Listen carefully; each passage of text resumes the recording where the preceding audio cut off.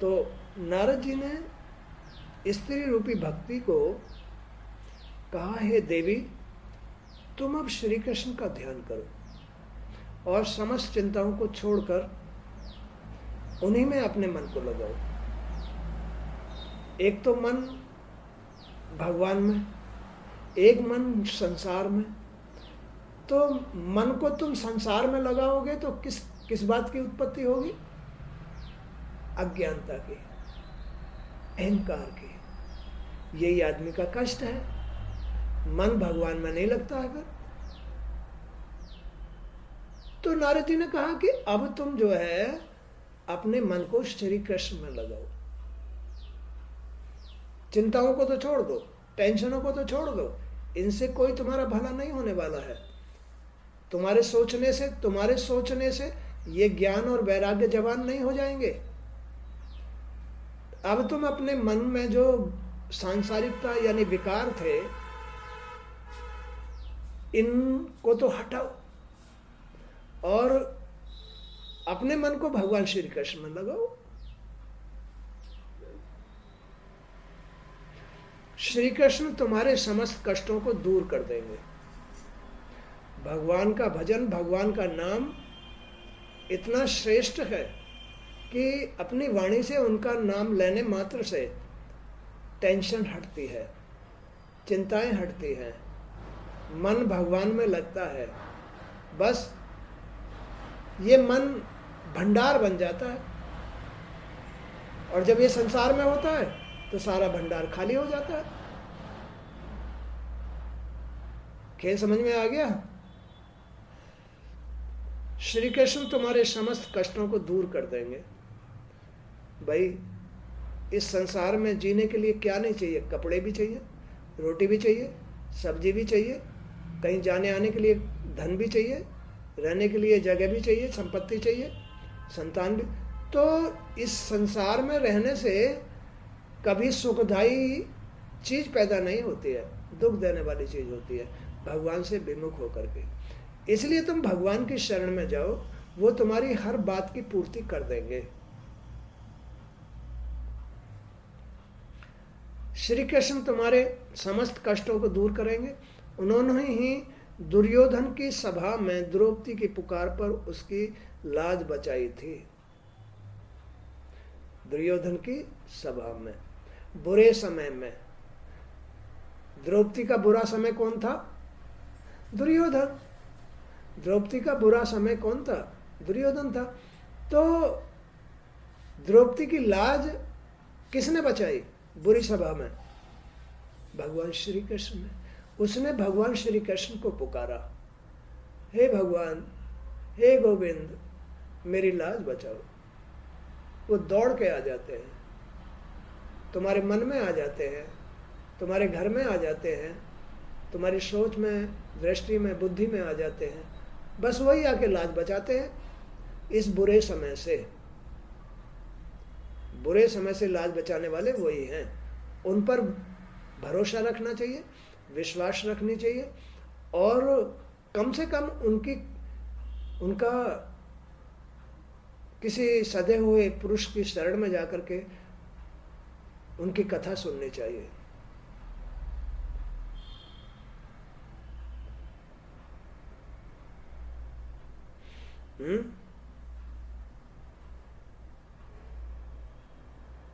तो उन्होंने दुर्योधन की सभा में द्रौपदी की पुकार पर उसकी लाज बचाई थी। जब ग्राह्य ने जल में हाथी का पैर पकड़कर खींचना चाहा, तब उन्होंने विष्णु रूप में गजेंद्र की पुकार पर उसके प्राणों की रक्षा की थी। श्री कृष्ण अपने भक्तों को बड़ा प्रेम करते हैं। भगवान अपने भक्तों को बड़ा प्रेम कर, जो उनकी शरण में रहते हैं, जो उनसे प्रेम करते हैं, जो उनको याद करते हैं, जो उनको मानते हैं। भगवान जो तुम्हें दिखाई भी नहीं दे रहे हैं, वो तुम्हें बड़ा प्रेम करते हैं। वो तुम्हारे अंदर ही है। सच्चाई, आ जाओ सच्चाई पर। सच्चाई में आ जाओ, तुम ही तो श्री कृष्ण बन जाओगे। लेकिन तुम माया ने भटका दिए। कितने भटका दिए हो? तो उनकी पुकार पर वे नंगे पैरों भागे चले आते हैं। वे भक्ति बैकुंठनाथ श्री विष्णु को भक्तों से इतना प्यार है। हे भक्ति, हे भक्ति, बैकुंठनाथ श्री विष्णु को भक्तों से इतना प्यार है कि वे ऊंच नीच का भेद नहीं करते। जहाँ भक्ति का वास होता है वे वहाँ तत्काल पहुँच जाते हैं। जहाँ भक्ति का वास होता है, जहाँ भगवान से प्रेम होता है, जहाँ भगवान में श्रद्धा होती है, वो नंगे ही पैरों भागे चले जाते हैं। उन्हें कोई सुध बुध नहीं होती मेरा भक्त पुकार रहा है, कहीं मेरा बच्चा जो है संकट में पड़ गया है, कहीं मेरी बेटी, कहीं मेरा बेटा संकट में उलझा हुआ है।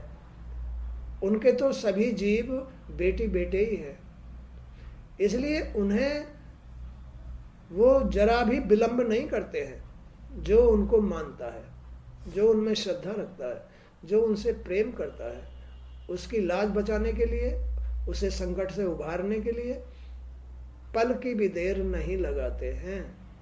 ऐसे भगवान श्री कृष्ण हैं।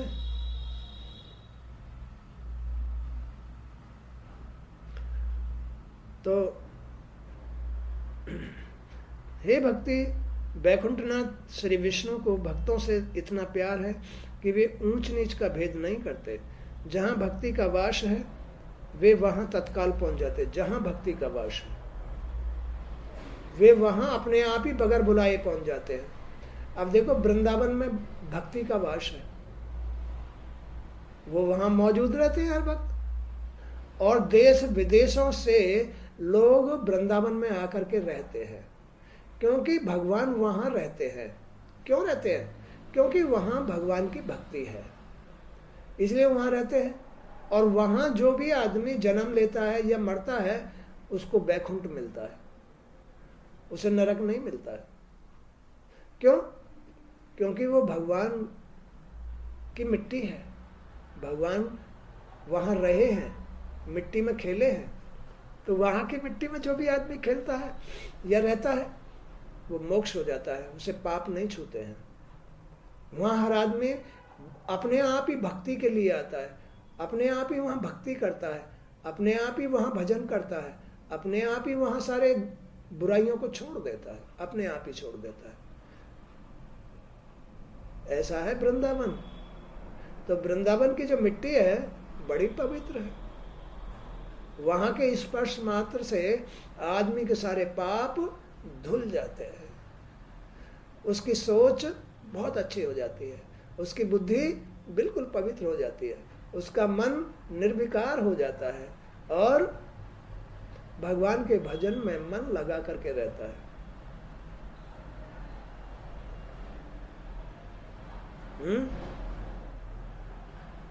कलयुग में तो भक्ति के द्वारा ही जीवों का इस भवसागर से उद्धार हो जाता है। कलयुग में तो बस जिसके अंदर भी भक्ति है उस भक्ति से ही उसका उद्धार हो जाता है। भक्ति, केवल भक्ति मात्र से ही, ना उसे तप करना पड़ता, ना उसे कहीं जाना पड़ता, केवल भक्ति धारण करने मात्र से ही उसका उद्धार हो जाता है। ये कलयुग की खासियत है। ज्ञान और वैराग्य को इस युग में कोई नहीं पूछता है। कलयुग में कहां से ज्ञान आएगा? कौन कलयुग में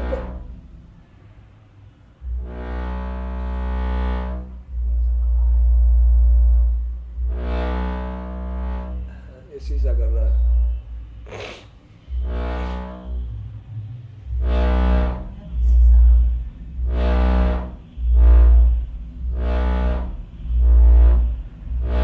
डीजे चला रखा है किसी ने,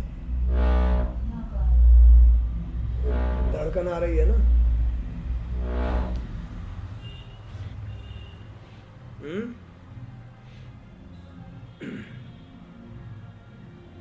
कलयुग में तो भक्ति के द्वारा ही जीवों का इस भवसागर से उद्धार हो जाता है। कलयुग में ज्ञान और वैराग्य को कोई नहीं मतलब मानता है। कलयुग में ज्ञान और वैराग्य को कोई नहीं मानता। या कितने भी ज्ञान की बातें सुनने आते हैं,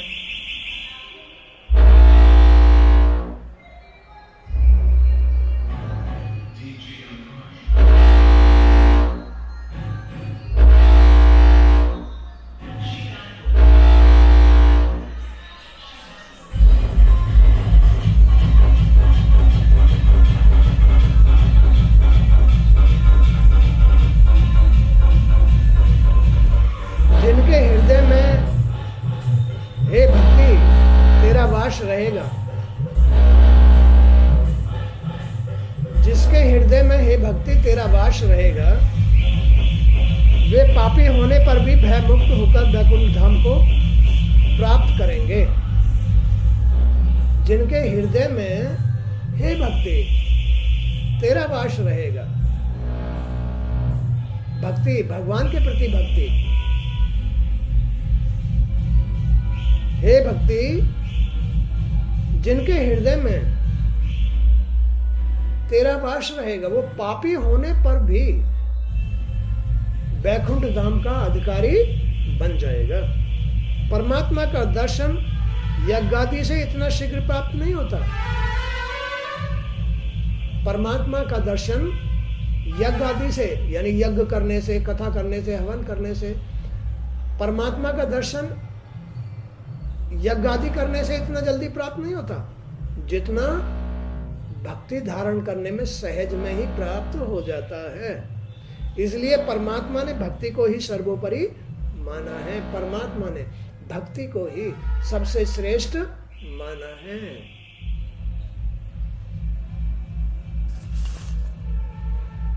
नारद जी की बात सुनकर भक्ति की शंका दूर हो गई है। नारद जी की बात सुनकर के भक्ति की शंका दूर हो गई। वह बोली, हे ऋषिवर आप धन्य हैं, आपने मेरी चिंता दूर कर दी। अब मुझे रास्ता मिल गया। अब तो मैं भगवान की भक्ति माने भगवान का भजन करूंगी बस। तो आपने जिस प्रकार मुझे धीरज बंधाया है उसी प्रकार आप मेरे पुत्रों को भी जगाओ। मेरे द्वारा अनेक प्रयास करने पर भी इनकी चेतना जागृत नहीं हो पा रही है। देख लो, कोई भी आदमी चाहे भक्ति हो, देवी देवता हो, अगर वो भगवान का भजन नहीं करेंगे तो उनमें भी शक्ति नहीं रहेगी, नहीं रहेगी।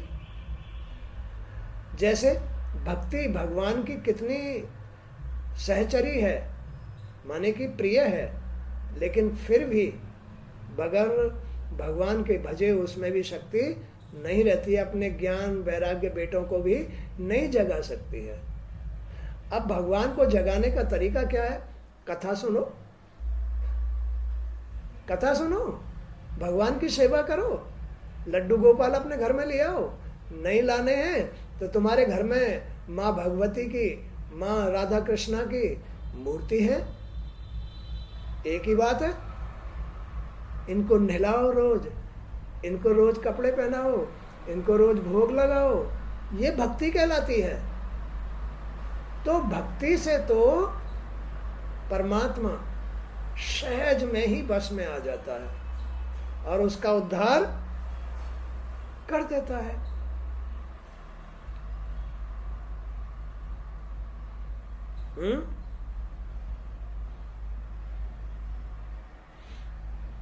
तो मेरे द्वारा अनेक प्रयास करने पर भी इनकी चेतना जागृत नहीं हो पा रही है। मुझे इनके लिए बड़ी चिंता हो रही है। भाई सबको चिंता होती है। माँ बाप, जो माँ बाप बन जाते हैं, जो माँ बाप बन जाते हैं, वो अपने अगर माँ बाप को याद नहीं करेगा तो संतान सुखी नहीं रहेगी। इसीलिए तो पितरों को याद किया जाता है। अपने पितृ पूर्वजों को क्यों याद किया जाता है? माँ बाप अगर अपने पितृ पूर्वजों को याद करते हैं तो संतान सुखी रहती है, हैं? तो भक्ति भी, भक्ति तो एक देवी है, एक शक्ति है। तो भक्ति अगर भगवान को याद, अपने माँ बाप को याद नहीं करेगी तो उसमें शक्ति कहाँ से रहेगी, उसकी औलाद कहाँ से शक्ति पाएगी। नारद जी भक्ति से कुछ कहते, तभी आकाशवाणी हुई, हे नारद जी, ये दोनों बिना सत्संग के जागृत नहीं होंगे। जब तक ये सत्संग नहीं सुनेंगे इनकी बुद्धि चैतन्य नहीं होगी, इनका मन चैतन्य नहीं होगा, इनके विचार चैतन्य नहीं होंगे, ये नहीं जगेंगे, इनमें चेतना नहीं आएगी जब तक इसको सत्संग में नहीं बैठाओगे।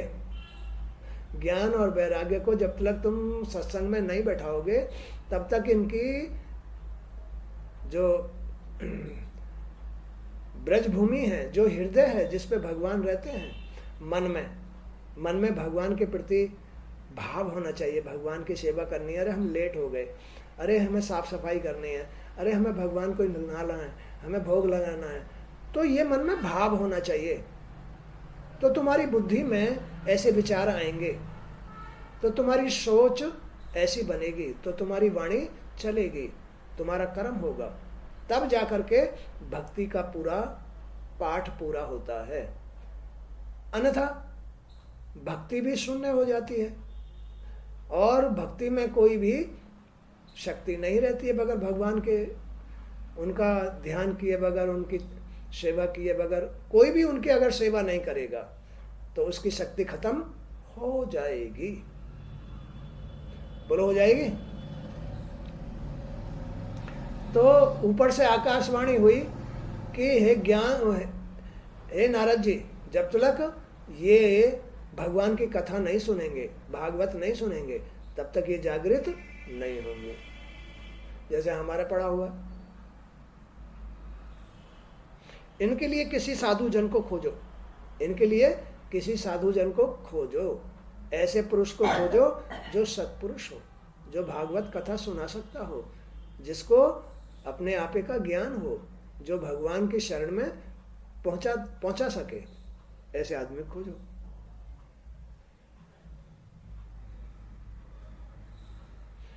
तो नारद जी ने इधर उधर देखा तो उन्हें अपनी ओर आते हुए शनकादि मुनीश्वर दिखाई दिए।